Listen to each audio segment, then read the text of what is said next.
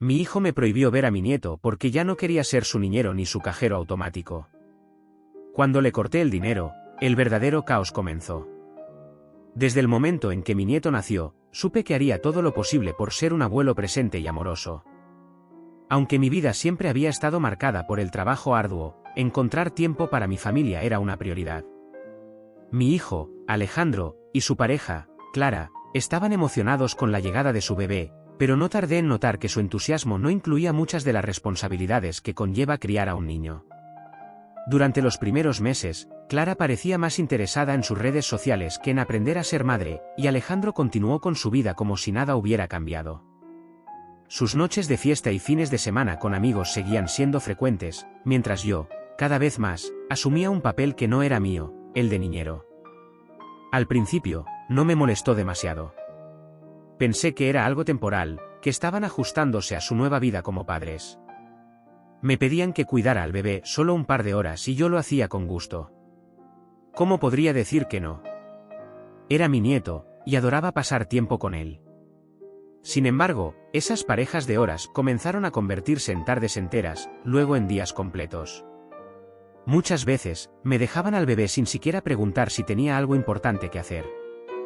Mi trabajo, mis obligaciones y hasta mi propia salud pasaron a segundo plano mientras Alejandro y Clara seguían con su rutina de salidas y fiestas. Lo más frustrante era la actitud de Alejandro. Parecía dar por sentado que yo siempre estaría disponible. Ni siquiera me daba las gracias, solo me dejaba al niño y se iba sin más. Clara no era mejor. En más de una ocasión, incluso me dejaron al bebé con una bolsa vacía de pañales o sin suficiente comida, como si esperaran que yo resolviera todo. Un día, después de semanas de agotamiento, finalmente decidí poner un límite. Alejandro había aparecido sin previo aviso, con el niño en brazos y una mochila medio vacía. Tenía planes de salir esa noche y necesitaba que cuidara a mi nieto solo unas horas. Pero yo tenía una reunión importante al día siguiente y estaba agotado de la semana. Cuando le dije que no podía, su reacción fue sorprendentemente fría. Sin una pizca de consideración, me acusó de no querer a mi nieto. Según él, si realmente me importaba, debería estar disponible siempre que me necesitaran. Esas palabras me dolieron profundamente. Yo había hecho más por él y por su hijo de lo que él mismo había hecho jamás, y ahora me trataba como si fuera el villano. La gota que colmó el vaso llegó poco después. Alejandro comenzó a depender cada vez más de mí económicamente. Si bien yo había ayudado con algunos gastos relacionados con mi nieto al principio, como pañales y ropa, pronto se convirtió en una exigencia constante.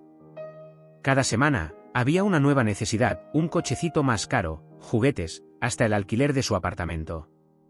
Cuando revisé mis cuentas y me di cuenta de cuánto dinero estaba destinando a Alejandro, supe que algo tenía que cambiar. Era evidente que él y Clara estaban usando ese dinero para mantener su estilo de vida, no para cuidar realmente a mi nieto. Fue entonces cuando decidí que era suficiente.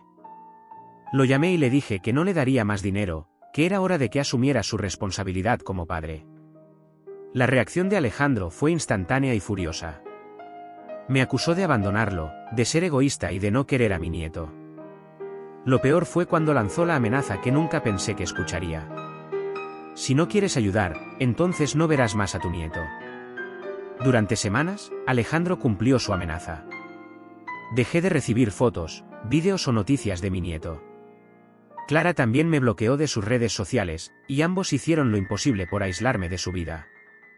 Al principio, intenté hablar con Alejandro, apelar a su sentido común, pero no sirvió de nada. Para ellos, mi rol en la familia era claro, ser un recurso ilimitado de tiempo y dinero. Si no estaba dispuesto a cumplir con ese papel, entonces no merecía estar en sus vidas. Aunque el dolor era inmenso, no me arrepentí de mi decisión. Sabía que si cedía, el ciclo nunca terminaría. Además, estaba convencido de que, tarde o temprano, Alejandro tendría que enfrentarse a las consecuencias de sus actos. No pasó mucho tiempo antes de que Alejandro comenzara a sentir el peso de su irresponsabilidad. Sus ahorros se agotaron rápidamente, y sin mi apoyo financiero, mantener su estilo de vida se volvió imposible. Las fiestas se redujeron, y las salidas con amigos comenzaron a desaparecer. Clara, que siempre había dependido de los lujos que yo financiaba indirectamente, empezó a mostrar su descontento. Una tarde, recibí una llamada inesperada de Alejandro. Estaba nervioso, casi al borde del llanto. Me dijo que lamentaba todo lo que había hecho, que había sido un tonto al alejarme de su nieto y que necesitaba mi ayuda. Su tono era diferente, como si finalmente entendiera la gravedad de sus errores. Pero para mí, ya era demasiado tarde. Le dejé claro que no podía seguir rescatándolo. Había tomado mis decisiones, y ahora era su turno de tomar las suyas. Aunque me dolía no ver a mi nieto, sabía que ceder nuevamente solo perpetuaría el problema. Con el tiempo, la situación de Alejandro empeoró. Clara, cansada de la falta de dinero y de la creciente presión, lo dejó. Se mudó con sus padres, llevándose al niño con ella. Alejandro quedó solo, viviendo en un pequeño apartamento que apenas podía pagar. Perdió su trabajo debido a su falta de compromiso y pronto comenzó a depender de amigos que no estaban dispuestos a sostenerlo por mucho tiempo.